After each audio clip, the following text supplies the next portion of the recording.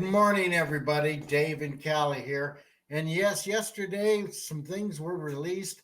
You thought CNN was tanking and having problems. Well, of course, we all knew it was. And it's all about advertisements and people watching and being motivated by the commercials to respond. And if there's no response, it starts to tank. Now, you say, well, how does that have anything to do with us? Well, it's because more and more conservatives, and there are a lot of conservatives that are finally deciding, you know what, I'm not going to watch them. I'm not even going to tune into them. I'm going to ignore them. Well, guess what? And MSNBC has had its lowest, and I mean lowest tank rating since 1999, when it was only 3 years old and it was trying to work its way up the ladder, in influencing, their market share.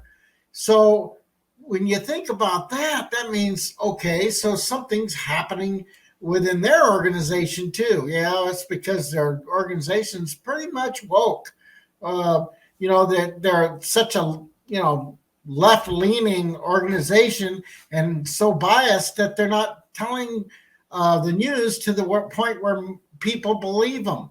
Guess what? The other thing is, even liberals watching the news, they are aware of the bias. They even say, well, yeah, just because we watched it doesn't mean it's true. I'm like, what? No, we like what we hear, but we don't always trust what they're saying, because we do know that they're spinning it to our favor. That was from one of my liberal friends. I'm like, wow, really? The way media is going, that's not good for business. So bottom line, it says that we're making a difference just by how we're responding to the news media. So I'm telling all you conservatives out there to keep up the good work. Don't tune in to CNN. Forget MSNBC, any of those really woke channels. And even the ones that we do watch, remember, always look at everything with a little bit of skepticism and watch for the bias clues. Because even our most favorite, our most favorite media that we watch, if you read, you'll see that even we have a skew bias to the right. And that's what I do.